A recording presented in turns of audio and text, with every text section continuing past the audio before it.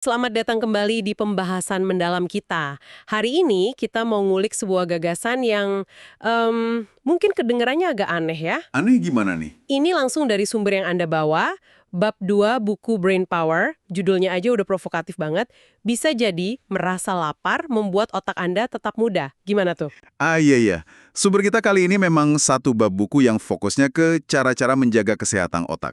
Nah, misi kita sekarang ini ya, membongkar sains di balik klaim yang cukup menarik ini. Menarik dan bikin bertanya-tanya ya.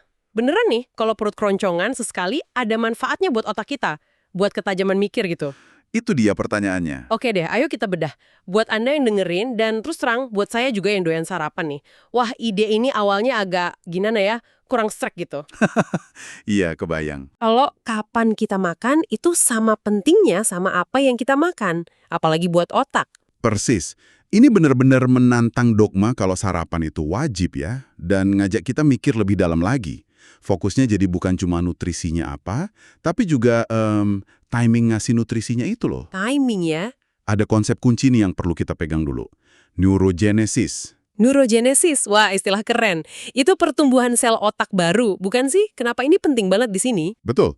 Neurogenesis ini krusial banget karena nyambungnya langsung ke kemampuan kita belajar, ngingat, bahkan ke mood kita sehari-hari. Oh gitu. Akhirnya otak orang dewasa itu udah paten, nggak bisa nambah sel baru.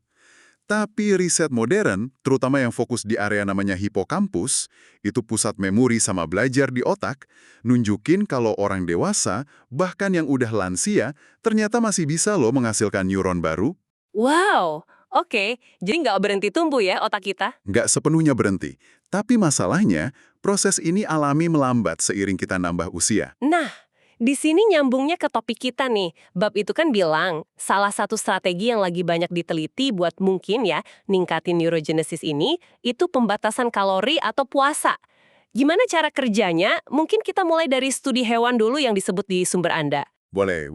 Jadi, penelitian pada hewan ini mulai dari yang simpel kayak ragi, cacing, sampai ke tikus dan primata, itu secara konsisten nunjukin hasil yang menarik banget terkait pembatasan kalori kronis. Istilahnya Chronic Calorie Restriction atau CR. CR ya? Itu maksudnya gimana? Artinya, asupan kalori hariannya dikurangi lumayan banyak, biasanya sekitar 30–40% di bawah kebutuhan normal. Tapi, nah ini penting, semua nutrisi penting lainnya tetap harus cukup. Oke, jadi bukan asal nggak makan ya, tapi kalorinya aja yang dikurangi drastis. Terus hasilnya gimana di hewan-hewan itu? Ada dua hasil utama yang paling kelihatan. Pertama, umur mereka jadi lebih panjang. Tikus yang di CR ini misalnya, hidupnya bisa jauh lebih lama dibanding yang makannya bebas. Wah, signifikan ya. Signifikan. Kedua, dan ini yang paling relevan sama obrolan kita, kesehatan otak mereka itu kelihatan ningkat pesat banget. Ningkatnya dalam hal apa aja tuh? Bisa lebih spesifik. Contoh nih ya, ada tikus yang sengaja dibuat punya kondisi mirip penyakit Alzheimer. Nah, pas mereka dibatasi kalorinya sekitar 30% selama beberapa bulan, ternyata tanda-tanda penyakit di otaknya itu membaik. Menarik. Secara umum juga, tikus yang CR itu otaknya jadi lebih plastis, artinya lebih fleksibel, lebih gampang berubah dan adaptasi. Terus, koneksi antar sel otaknya, sinaps itu loh yang penting buat belajar dan memori, fungsinya jadi lebih bagus.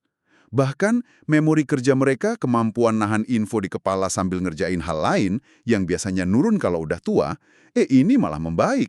Gila, itu temuan kuat banget ya di hewan, otak lebih sehat, lebih tahan penyakit, fungsi kognitif lebih oke, cuma gara-gara makannya dikurangin secara konsisten. Tapi nih, ngurangin 30–40% kalori tiap hari seumur hidup, kayaknya buat manusia itu berat banget ya. Nah, itu dia poin krusialnya. Apa ini satu-satunya cara gitu? Nerapin CR jangka panjang ke manusia itu emang susah banget.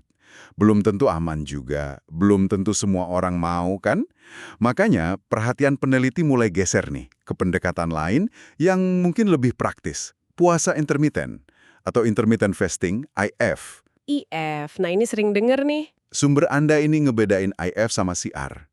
Kalau CR itu kurangin kalori terus-terusan, kalau IF itu lebih ke sitrus. Jadi ganti-gantian antara periode makan normal sama periode puasa. Atau makan dikit banget. Oh, jadi kuncinya bukan cuma total kalori yang masuk lebih sedikit, tapi ada periode istirahat dari makanannya itu ya. Terus gimana mekanismenya si IF ini kok bisa bagus buat otak? Ada beberapa mekanisme yang diajuin, dan ini bagian yang seru banget sih. Jadi gini, pas kita puasa cukup lama, biasanya di atas 12 jam lah ya, tubuh kita kan mulai kehabisan cadangan gula cepat dari makanan terakhir. Glukosa ya? Ya, glukosa. Nah, biar tetap dapat energi, tubuh mulai ngebakar cadangan lemak. Proses bakar lemak ini ngehasilin molekul namanya badan keton. Keton. Wah, ini kayak di diet keto dong ya. Pas puasa kita jadi ketosis gitu. Prinsipnya mirip, ya. Tubuh pakai lemak jadi sumber energi utama. Nah, yang menarik, keton ini ternyata bukan cuma bahan bakar alternatif buat badan sama otak. Terus apa dong? Riset, terutama di hewan ya, nunjukin kalau keton ini juga fungsinya kayak molekul sinyal. Salah satu efeknya yang paling penting itu kemampuannya ngerangsang produksi protein namanya BDNF, Brain Derived Neurotrophic Factor. BDNF, faktor neurotropik turunan otak. Waduh, namanya keren. Fungsinya apa tuh? Anggap aja BDNF ini kayak pupuk buat sel-sel otak kita. Penting banget buat neurogenesis yang tadi kita bahas, buat belajar, buat ngebentuk memori jangka panjang, sama ngebantu otak kita jadi lebih kuat ngadepin stres. Oh, jadi kayak pelindung juga ya? Betul, BDNF juga ngelindungi neuron yang udah ada biar nggak gampang rusak. Jadi jalur puasa, terus muncul keton, terus keton ngerangsang BDNF, ini salah satu penjelasan utama kenapa IF mungkin bagus buat otak. Oke, itu satu jalur. Ada mekanisme lain nggak yang main peran? Ada lagi, puasa itu kayaknya juga micu semacam mode perbaikan dan bersih-bersih di level sel. Jadi pas nggak sibuk nyerna makanan terus-terusan, sel-sel tubuh, termasuk di otak, punya kesempatan buat beberes. Beberes gimana maksudnya? Prosesnya namanya autofagi. Sel itu kayak mendaur ulang bagian-bagiannya yang udah rusak atau nggak perlu lagi. Ini bantu ngurangin sampah seluler yang bisa numpuk dan bikin cepet tua atau sakit. Wah, jadi bukan cuma pasif gara-gara nggak nyerna ya, tapi aktif beberes dari dalam. Tepat. Hasilnya, kemampuan sel buat ngatasin stres oksidatif jadi ningkat, fungsi imun membaik, dan secara umum, lingkungan di dalam sel jadi lebih sehat. Nah, pada hewan, ini dihubungin sama peningkatan memori, kemampuan belajar, fungsi kognitif umum, sampai tingkat kewaspadaan. Keren banget. Sumber Anda bahkan nyebutin loh, pada tikus, IF itu bisa ngebalikin beberapa gangguan kognitif gara-gara obesitas sama diabetes. Analogi di bab itu bagus juga ya, kayak ngerawat kebun. Puasa itu kayak nyabutin rumput liar sama motongin ranting kering. Jadi pas musim semi datang, pas kita makan lagi, tunas baru sama cabang yang lebih kuat bisa tumbuh lebih bagus. Jadi stres ringan yang terkontrol dari puasa ini malah bikin kuat ya.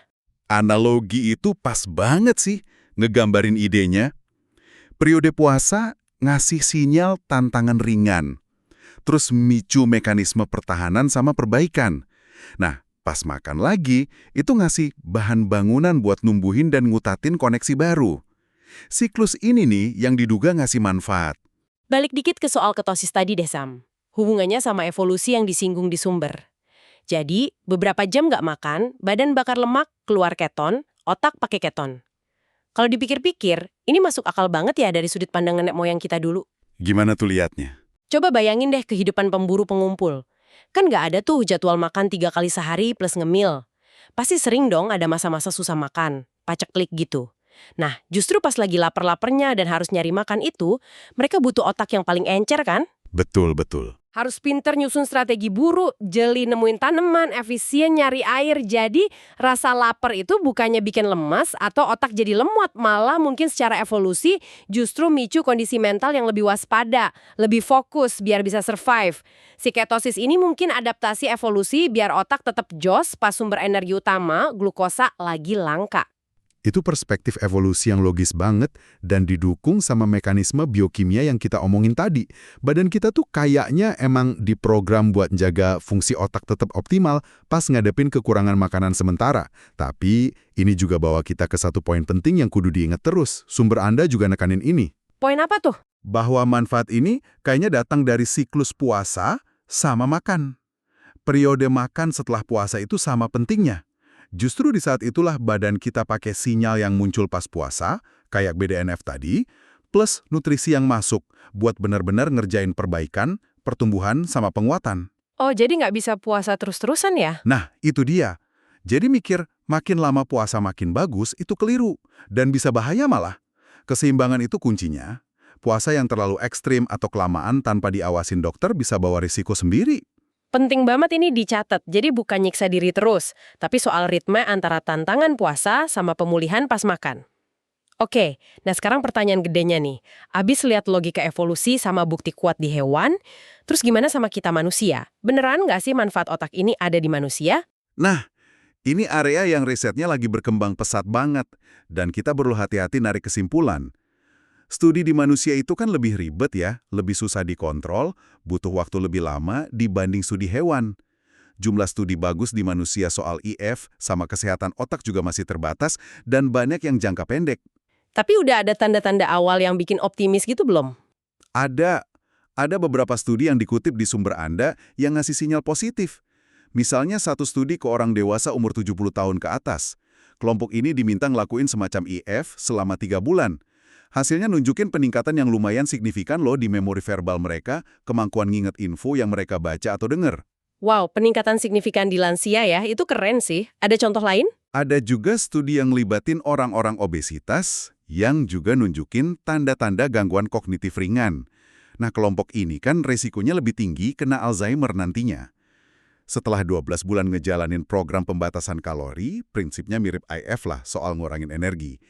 Mereka nunjukin perbaikan di tes memori, fungsi kognitif umum, sama fungsi eksekutif. Itu kemampuan ngerencana, ngatur, bikin keputusan. Terus ada juga temuan spesifik dari Dr. Sandrine Tourette di King's College London yang Anda sebut di awal tadi kan ya.